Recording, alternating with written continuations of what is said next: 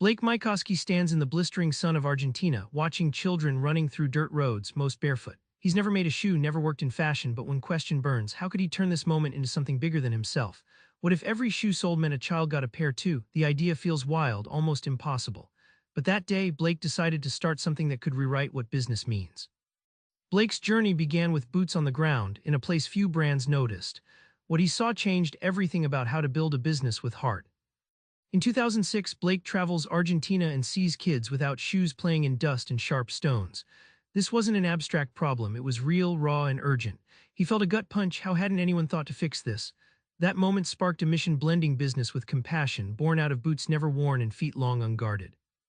The one-for-one model was Blake's bold answer. For every shoe sold, one pair gets donated to a child in need. Imagine buying sneakers and knowing a kid on the other side of the planet is getting the same gift. It's like a seesaw of kindness balancing profit with purpose, simple, scalable, and contagious. TOMS became a brand with a heartbeat. No longer just about selling shoes, it was telling a story, inspiring a movement. Sales soared, but the real win was redefining success, not just dollars in the bank, but shoes on feet, hope in hearts. Blake turned business into activism that worked.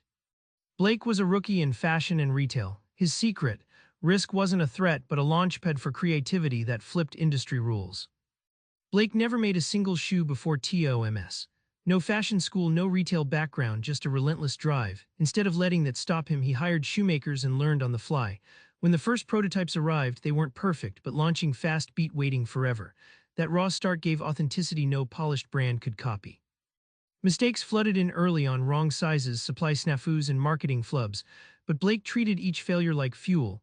Think about learning to skateboard. You fall a lot, but every scrape teaches balance. Blake turned every stumble into a lesson, coming back stronger and smarter with each challenge. Without a traditional business resume, Blake saw an edge. No old rules tied him down. He experimented with unconventional marketing, like lending shoes for free photo shoots and partnering with celebrities. Not knowing the right way meant inventing a better way. Risk wasn't danger, it was the secret sauce to shake up retail. TOMS wasn't just a shoe company. It became a movement that rewired how we think about business's role in the world. Blake invited people into the story, turning customers into partners. At events, they'd share stories from kids who received shoes, faces lighting up, lives shifting. This shared emotional currency created a tribe that didn't just buy shoes, they bought into a mission. It shifted commerce into connection. By making giving inherent, Blake inspired a culture where buying felt good. It's like planting kindness seeds everywhere you shop. Customers weren't just consumers, they became activists by choice, wielding wallets as wings for change. This emotional hook made Tom's unstoppable.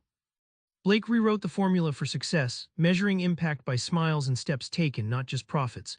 This shift inspired countless startups to embed social good into their DNA.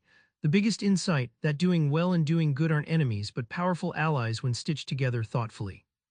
Remember Blake squinting in the sun of Argentina, imagining barefoot kids with shoes for the first time.